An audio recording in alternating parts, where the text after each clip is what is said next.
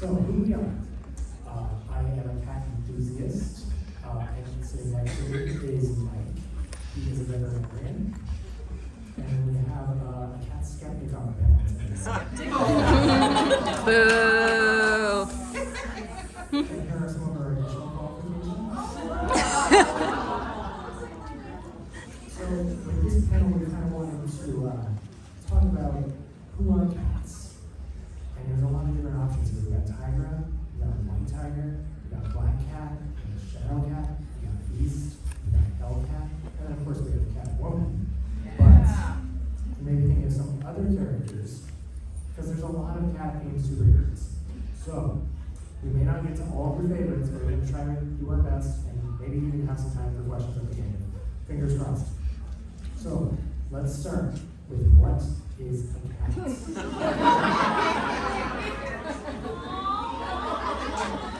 So please raise your hand if you believe that cats are a liquid, or if you believe that cats are a baby. I'm going to tell you that I don't think they're a liquid. I once pulled a cat's head out of a mason jar. So you've probably heard that cats are baby, and it's true they are. If you've ever heard someone call them a fur baby, in many ways that is correct. Cats exhibit what is called a baby schema in science, which is their large head with big eyes and a high forehead and round little cheeks. But there's other ways that cats are also baby. Cats have evolved to mimic the sounds of human infants crying. So they get you to do what they want. And this is, unfortunately, we're not going to be able to hear my fur babies scream at me for about 2 hours before mealtime. I'm sure you've all experienced this. So cats have several different types of meows. Oh, did you? It's playing a little bit. We can hear my little monster scream. That's so fantastic. Okay. So that's the meow sound. That's your friendly, welcome back to the home type meow. We also have like a chirp thrill that we're going to hear when. It's so quiet. I don't know if you guys can hear that all the way in the back. That's the loud side. So anytime they're trying to get their kittens to come and come hither, or if they're trying to get their humans to come hither to their food dish, you may hear a chirp or a trill. There's also growling and hissing, that sound, often heard in my own home, unfortunately, as my two cats don't always get along. Oh yeah. Where is it? Now we're all We're gonna in find the cat.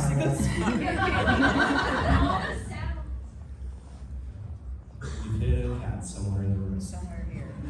That would be so exciting. Alright, well, he's working on that. We also get yowls and howls. You'll hear this with like distress calls, or cats that as they age will have cognitive decline and they'll let out a loud like wow, wow. Oh, Ron It Johnson. wasn't the greatest. Oh, Ron Johnson. I presume that was one of your childhood cats. Well, that's the sound they make. It sounds like they're saying, "Oh, Ron Johnson." Hopefully you never hear that sound. It's heart-wrenching. All right, so yeah, sometimes these meows are at a frequency to mimic the baby, bring our attention to the cat and away from the rest of our lives. And then we're gonna go into the purr. And the purr is super special, only heard in small cats. It's actually, it's done on both inhalation and exhalation. It's supported by a bone called the hyoid apparatus. And in cats, the hyoid apparatus in small cats is completely fused. If you dive deep in the literature, there's an argument whether larger cats purr, but really they don't have that purr both on inhalation and exhalation continuously. So my thought is that they don't actually purr. Purring, lots of benefits to it. We can get purring that has the ability to help cats heal from wounds, from illness. It's at the same frequency. It purrs typically at a low frequency, 25 to 50 hertz. And so we can see it as far as potential for bone healing. But cats will do purring for both happiness as well as in times of stress. So not always a sign that your cat's completely content. Oftentimes in veterinary medicine, we run into the challenge of the sick cat overly purring, where, hey, they're here for a cough, I can't hear anything, so we have to come up with all sorts of strategies to get that cat to stop purring. My newest one is I just opened the exam door, and a lot of times that cat in my arm will stop purring, but I've historically run alcohol under their noses or alcohol wipes to see if I can get them to stop purring. And again, it's more so I can hear them and try to decide what's wrong with them. And then the other one is like turning on a faucet, and sometimes I will startle them enough to stop them for a few seconds so I can hear a couple breaths or so. And I've heard a meme that like cats don't meow to each other, that they only meow to like their parents. So they are acting as they've assumed the role of baby within the house. That you're like their surrogate mother in some ways. My little monster tried to nurse off my fingertips for like a month after we got him, and he still thinks I'm his mom. Oh, and it gets better on how they control us. There's a type of purr called the solicitation purr that they basically take a high frequency sound similar to a baby sound again in that wave length, and then they insert it into their lower frequency purr. When it's been played for non-cat people, they feel this need for urgency in their lives. And if you enjoy the sounds of the cat purring, there is an internet cat purr generator. That you can check out, just listen to. So if you're happen to know someone who's allergic and still really likes cats, or this could be like a surrogate cat, you give them a nice squishmallow or whatever, and settle them. And there's been some science to suggest that us hearing the purr helps us. Yeah. Some of the same things that helps the cats with. Oh, completely. It's been shown to decrease our blood pressure, to reduce stress, as well as to help wound healing in humans. So if your cat's visiting you more frequently when you're ill, it may not just be because you're laying around more frequently, it may be that they're actually trying to help you recover. But you mentioned that cats, not all cats purr, but I skipped a slide. Or anyways, we're talking about different types of cats. And then there's the wild cats, and we have feral cats, and domesticated cats. And these are all within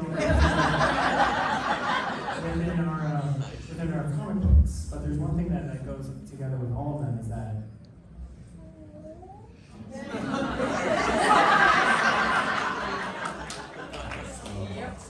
So we're gonna be speaking generally about like cats, kind of just like felines in general, not necessarily house cats, not necessarily like tigers and stuff. As we go across comics, we're gonna be trying to cover as many basic cat behaviors as possible. So wild, feral, and domestic. So let's talk about what makes a cat a cat. In practice, this panel is also an excuse to make you look at pictures of my cats Yeah. and some of the extreme weirdness of the Cats the musical. But we'll start with one of our more famous cats. So what do Black Cat and Things from Another World have in common? So we're going to talk starting with some of their anatomy features.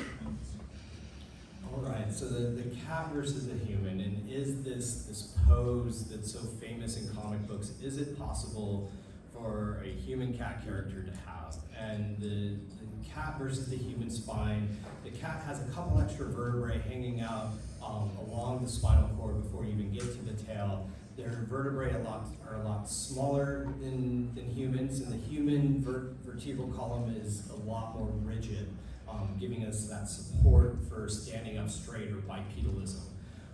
Cats, they have a lot more, they have some elastic ligaments along the side, allowing for more flexibility of that spine.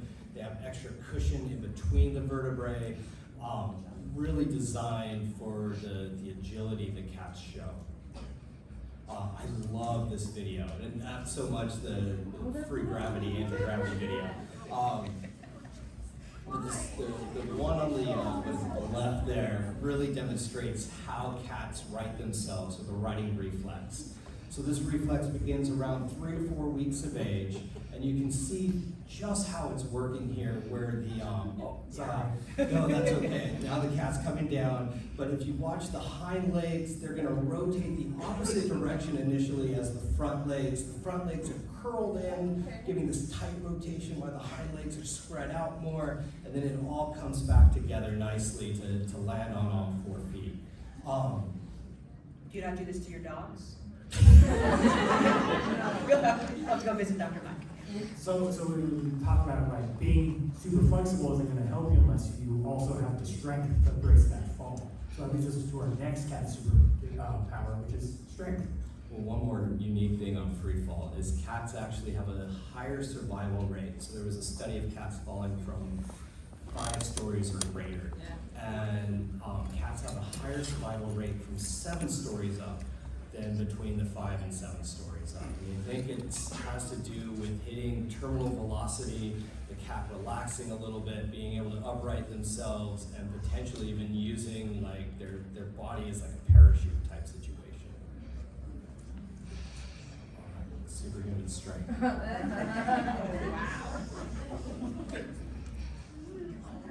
So this is a great video of a leopard taking a zebra up a tree here.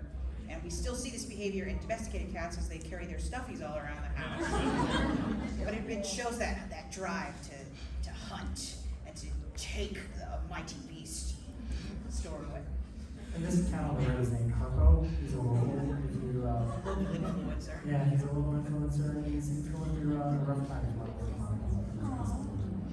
And speaking of that superhuman strength, is that the leopard is able to carry about 3 times their body weight up 20 feet into the air, or up a tree, I guess. Pretty impressive when you think about it. So what gives the cat super strength? And so a little bit of a complex slide here.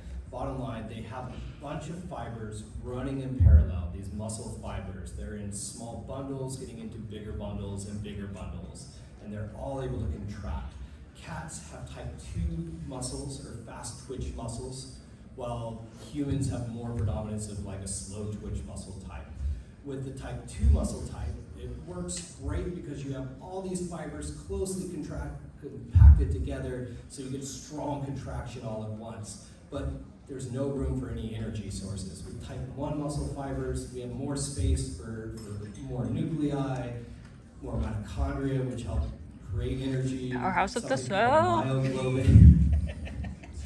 Myoglobin, which carries oxygen within the cell itself to help sustain longevity of exercise and whatnot. And you were saying that like if you take steroids, your muscle density kind of changes to be in some ways more similar to a cat. So like cats are always juicing. So steroids are interesting. They actually increase the number of nuclei.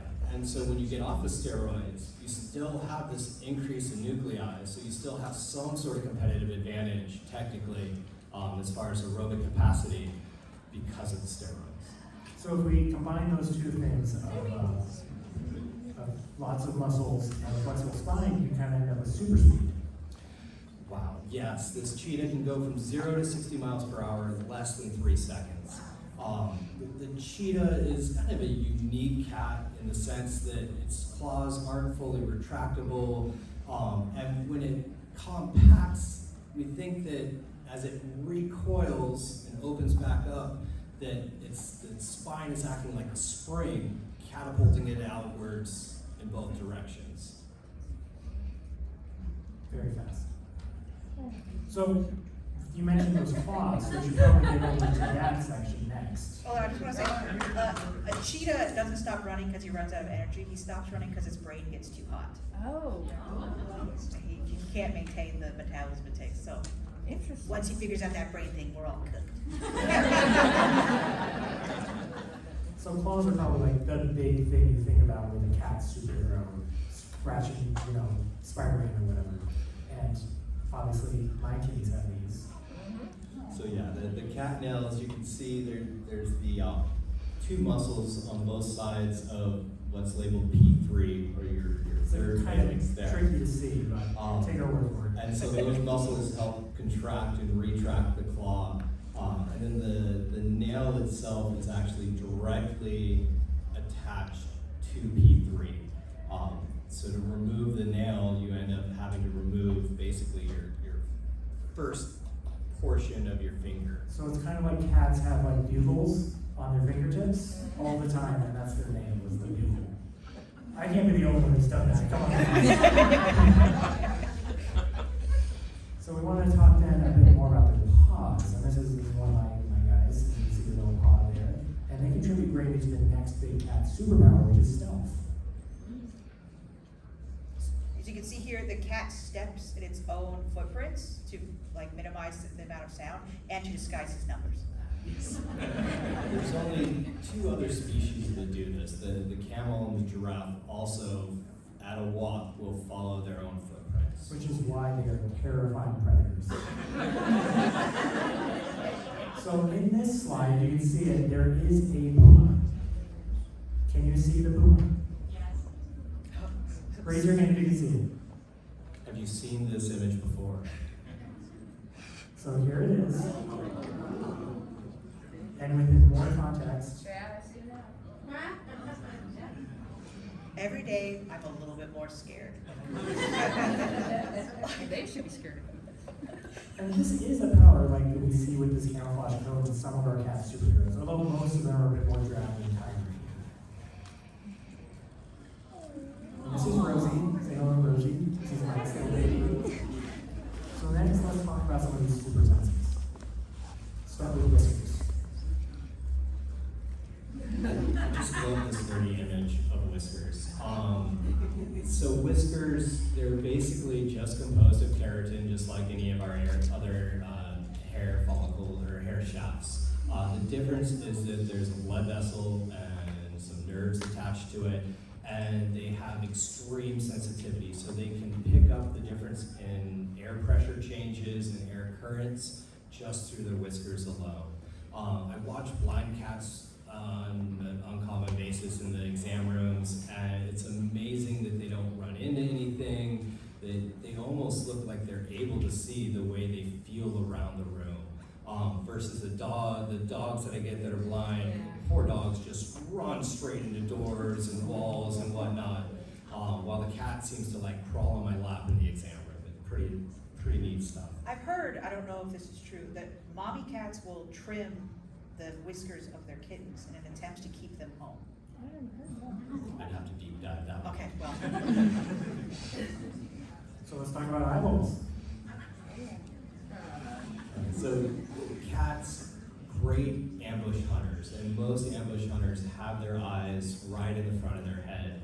And you can see how they have incredible binocular vision compared to dogs and horses here, or other prey type animals. The prey type animals normally have their eyes inside of their head to be able to detect things practically behind them. So cats give that up for that binocular vision and that ability to gain more depth perception. Not quite as good as humans. Humans can clearly see an object at around 100 feet.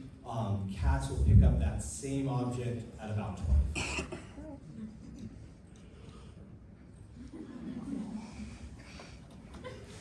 So going a little bit more into detail on the eye, we both have 3 types of color rods, or colored cones, but in the cat, we're suspected that they are red-green colored line.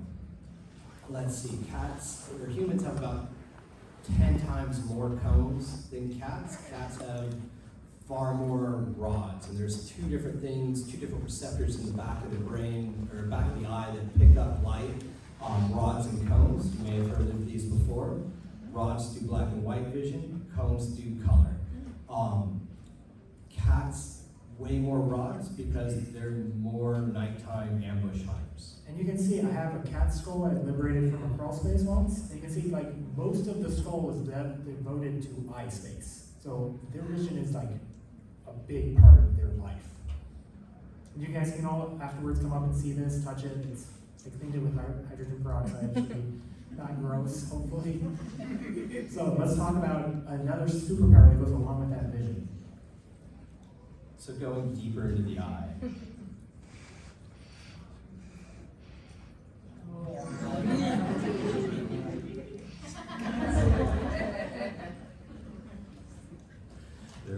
So in the back of the eye, cats, along with several other species out there, everything from octopus to sharks, dogs, deer, horses, they have something called the tapetum lucidum. It's a shiny structure, so if you've ever shined a flashlight into either a wild animal or your cat or dog's eye, you'll see that bright reflection, and that's the tapetum lucidum. To give a good analogy, if you hold a flashlight and you go into a dark closet, you get light, but if you do that with a bunch of mirrors in that closet, you get a lot of light. Think about it as like turning up the brightness on your Dark Souls game, so you can see more detail. Cats they're always turning up the brightness, so they're getting more detail at the same location than we do. So let's talk about ears next. So ears, very briefly, cat ears, pretty wild. You'll see them manipulate their ears to pick up sound in different places. They have about 32 muscles to be able to change where they're hearing by about 180 degrees.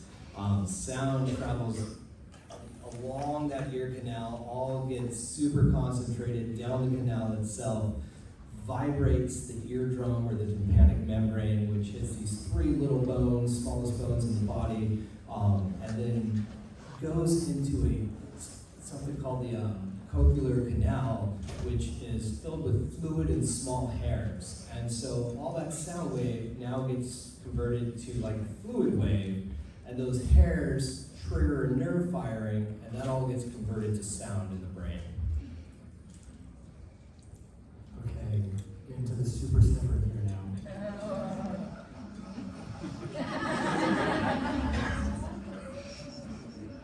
It's an adorable video.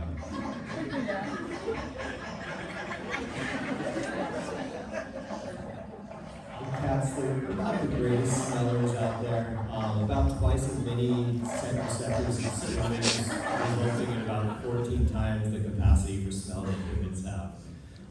They do have a special organ right at the roof of their mouth, and if you're brave enough to open your cat's mouth and you look behind those front teeth, you'll see a little raised structure there called the vomeronasal organ, and that picks up a lot of different pheromones. So they'll do something called a phlegm response. The stinky face. Oh, yeah. You've seen the stinky face? Lions do it a lot, I feel You like give them like lions. an old shoe or something. Yeah. Like that stinky face. Go pet a horse and then go pet your cat. Don't like the stinky face. And that's just trying to concentrate that air volume and really get it into that vomeronasal organ.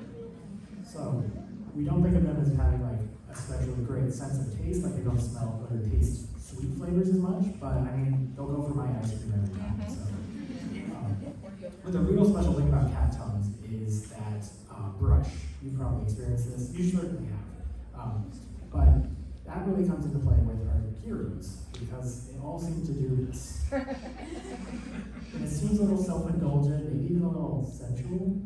And that leads to us, our next cat superhero, or superpower, I should say, which is that they're kind of sexy. I mean, why do we keep doing this all the time? Oh. And there might be a reason for this, and that reason is called toxoplasmosis. So toxo is a really interesting parasite that infects primarily mice and cats, and it needs to go through both a mouse or another rodent and a cat to complete its life cycle to reproduce successfully.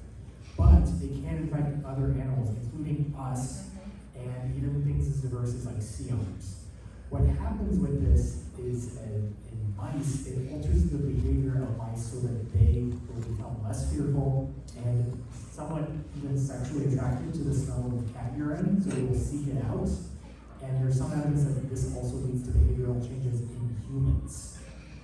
So, including some rather nasty birth defects if you're infected with it while pregnant, or can be comorbid or there's some correlation that may increase schizophrenia or even increase susceptibility to some autoimmune disorders, or if you have I'm giving it backwards. If you have an autoimmune disorder, it can be much worse for you if you encounter toxoplasmosis. And on the right here, we have some paintings by Louis Wayne, who was an artist who primarily drew cats, or was most known for that, and he developed schizophrenia, and there's some conjecture that they may have been related to having toxoplasmosis. There's a Benedict Cumberbatch movie about it, if you're interested in knowing about that. right, yeah. So the next thing besides the sexiness is that cats are bees, right? I mean, we've all experienced this. This is actually a cat that was out in Beaverton named Esme, and she would steal all the neighbors' gloves. This made national news a few years back. And it's something I've personally experienced. Yeah. Like a whole waffle is the size of the cat. So we wanted to talk a little bit about thievery and So I find this, in veterinary medicine, I come across a lot of cat people, and for some reason there's this fascination with and love of the fat cat. And so I'm here to expose that myth as a myth. So the fat cat, much more prone to diabetes, and diabetes unfortunately is a very life-threatening disease. About 15% of cats within the first month are euthanized after diagnosis for diabetes. Clinical signs, we can see them particularly initially in drinking a lot of water, urinating a lot more, eating with significant weight loss, unkempt coats. Later on, you can see this cat in an image has something called a plantar grade stance, where its back feet are very flat there, and they can get really sick really quickly. And because insulin is required for sugar molecules to go into the normal cell, it's really important. So these fat cats become resistant to insulin over time. The treatment has historically been insulin injection. Just this past year, there's been some breakthroughs as far as FDA approval of a couple different medications that are once-a-day orals that I haven't gotten to play with a whole lot yet. Prognosis is fair overall, but again, it's not the greatest of disease for these poor cats to get. So keep your cats at a healthy weight. there is some good news for all you cat owners though that have no cat thieves. This is your opportunity to become Batman and resist the cat thief in your life. So, we're getting to the exciting part of the who are cats. So we're going to discuss some specific heroes and how they could be or are not very cat-like. So we'll start here with Shadow Cat. Who thinks she is a cat? Excellent. She's named Shadow Cat because her name's Catherine. That's it.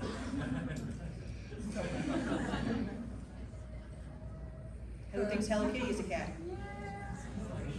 Wrong. She is not a cat. She is explicitly not a cat. She is the self-image of a little girl who believes that she has cat-like qualities. I don't get it either, but The company has clarified that this is kind of like saying that Mickey Mouse is a mouse. Like, he's not quite a mouse. He's his Something own else. thing. It's like having a Goofy has a pet dog sort of thing. yeah. Does Mickey Mouse have toxoplasma? Oh my gosh. Plastic Man. Does anyone think Plastic Man is a cat? We don't think he's a cat either. We think he has cat potential.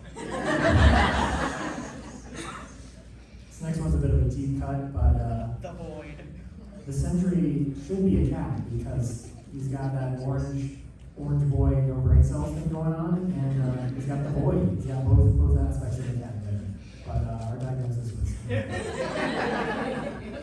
So here's one we feel very passionate about.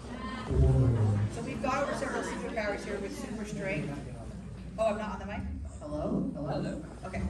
He has super strength, he's got retractable claws, he's got whiskers, he's got super senses, he's always chasing after a bird that doesn't want anything to do with him.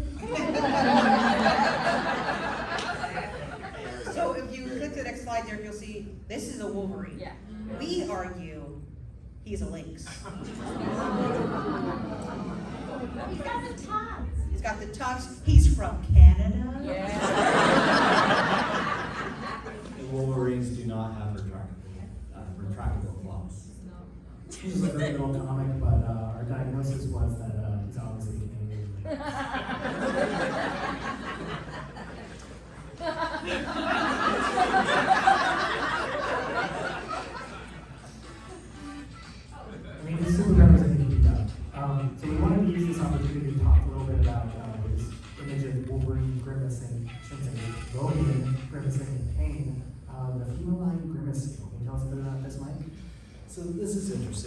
sense that for years we've had a hard time figuring out how can you tell a cat's painful in a kennel situation. They're laying around, cats are notoriously just sleep a lot, 16 to 20 hours a day or so.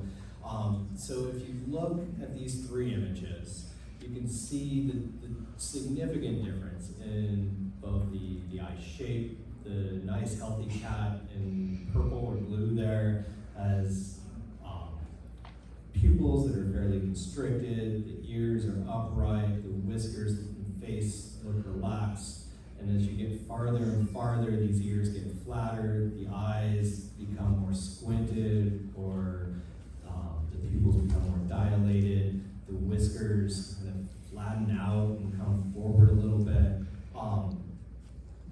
So that is one of those signs that can help you say, oh, is my cat not feeling well today? The other thing with cats, when they're sick, they tend to hide a lot. So if you have a cat that's hiding a lot, potentially there's something else going on there. Now on a happy note, because that's not the greatest one to end on here, is that anybody have their cat rub up against them on the regular? Oh, yeah. So this is called aloe rubbing, and they actually have scent glands in their chin. So if they're really rubbing their chin and their face on you, they're really just marking you as their territory. So we did want to give people an opportunity to get your own cat's superpower. So Mike mentioned that aloe rubbing. That's kind of the cat pheromones and like that happy smell. And it's mimicked with feel away, isn't it? I believe feel away was derived from mother's milk. And very much a relaxing pheromone. I cover myself in it before going to cat exam rooms like a middle school boy. And I get all sorts of compliments as far as cat behavior and how, wow, I've never seen my cat this relaxed in a clinic setting, so I swear by this stuff. So we have some little spray bottles. If you'd like, you can come up and we'll spray your little hands. I should order it. So we have a little bit of extra time if anyone wants to ask us questions, or I can play you a gif of Taylor Swift dressed as a cat. What does it mean when they bring you presents? Like Presents, Mike. I mean, I think they're kind of accepting you as it's a gift. It really is. Now you're not going to see everything that they kill, but yeah, it's a good sign when they're bringing you things. I've also heard that a cat will bring you presents if they think you're not hunting enough. Yeah. Because they haven't seen you hunt. Yeah. You moron, get on. We have a microphone here in the front, and if we want to have people come up to that, we might have them do it that way. Would that work for people? Or you're welcome to shout out your question.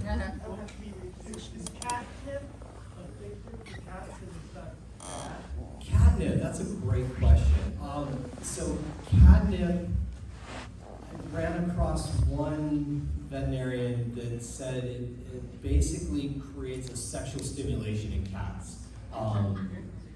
And so I feel like it kind of relaxes the cat a bit, but it is supposed to be like a sexual stimulant. The other thing is it's also supposed to ward off parasites like fleas and whatnot. Yeah, it does have insecticidal qualities.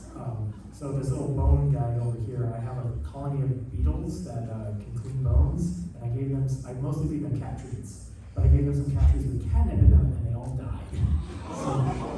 So yeah, it's kind of an interesting, I think there's a lot of credence to that anti-parasite idea. But yeah, cats love to die. I know at one point that people were recommending plant catnip around your house as a natural insecticide, and it just meant people were getting a bunch of cats in their house. Win-win. Well, yeah. Other questions? This is you in this hat? Yeah, basically. So I don't know if you guys watched Alien, but there's a theory out there that Jonesy was working with the alien to kill his mom. What do you think about that? I think Jonesy should pull his weight. I do work in pest control, and I meet a lot of lazy cats. And there's some evidence that the smell of cat urine will naturally repel prey rodents, but with toxoplasmosis, that's not the case. So In some cases, you get, I don't know, I hope the alien didn't have toxo, that'd be a neat twist.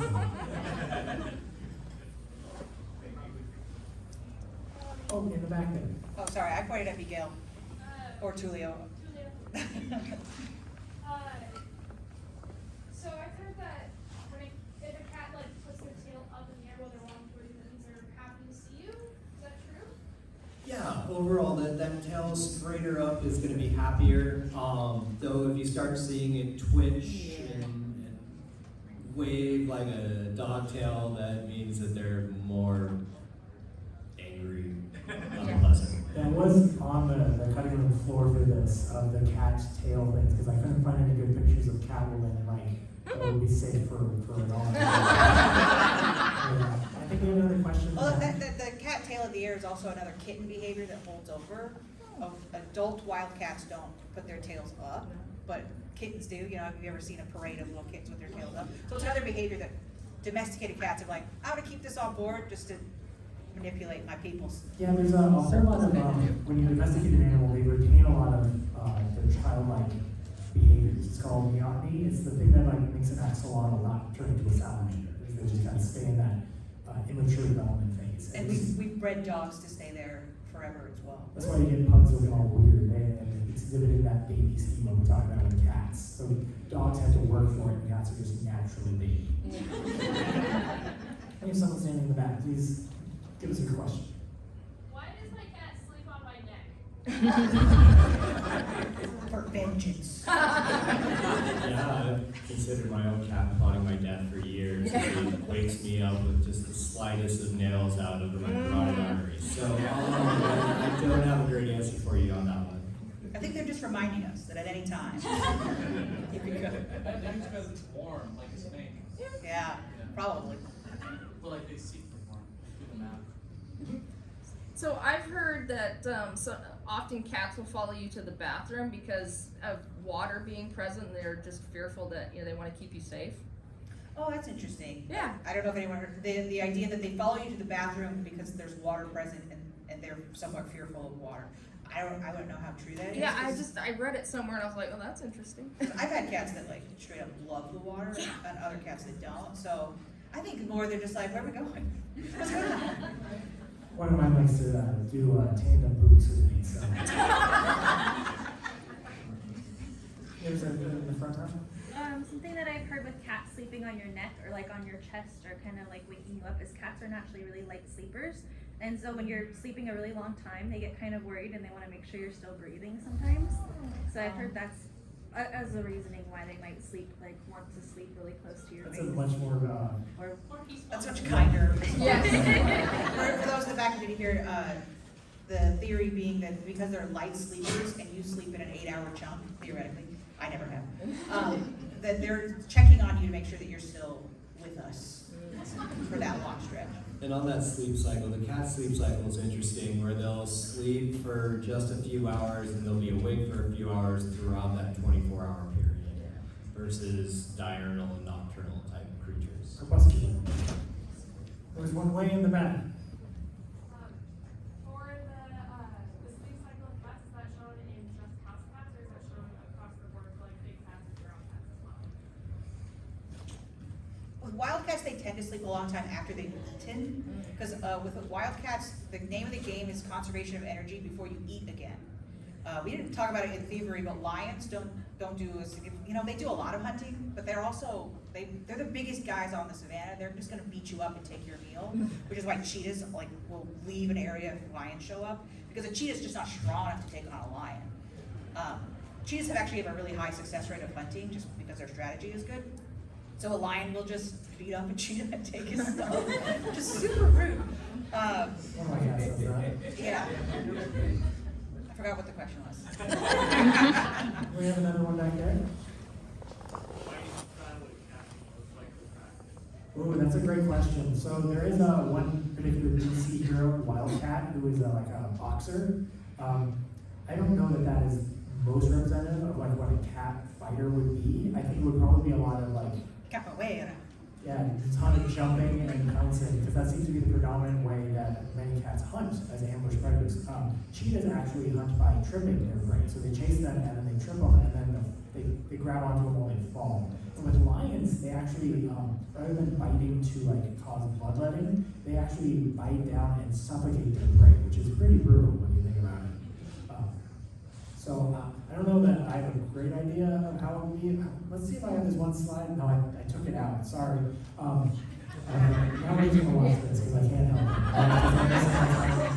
it. Because I thought it would be so funny if the Flash was a cat-themed hero, but he can only like zoom after he took a big dump. So we had to include this orange guy just going for it.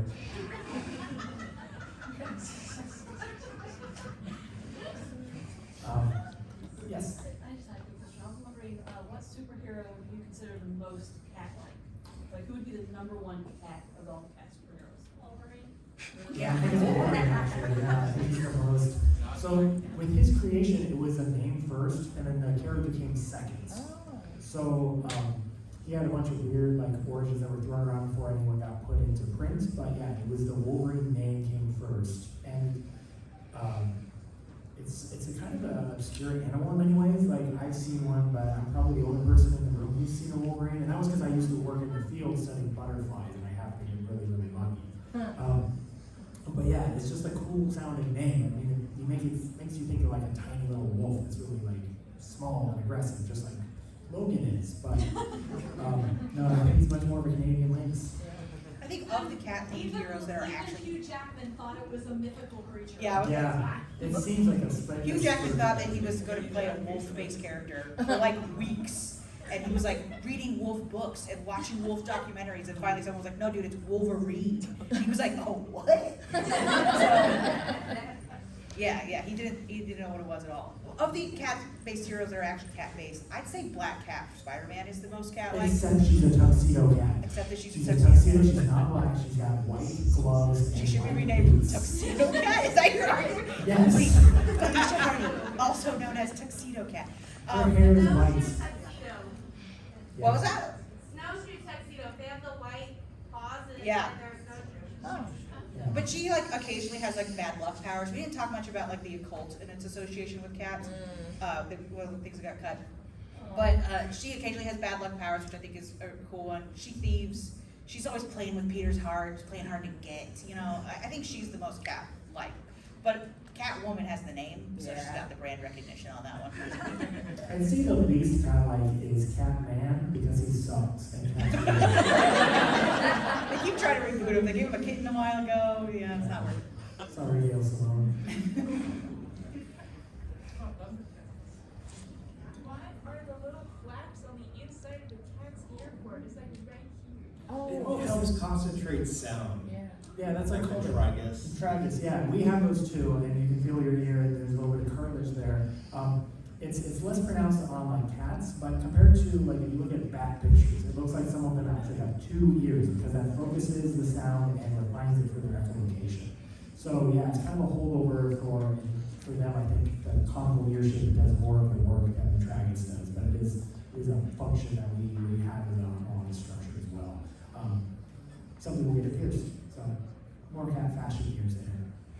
How come my cat wakes me up 15 minutes before the alarm? Right. 15? It feels personal. An hour. Every day, even on the weekends. Yeah, I've heard that if you have a medication that's time sensitive, a really great way to deal with that is to feed your cat a treat at the same time that you're taking the medication. And then your cat will remind you in case you forget.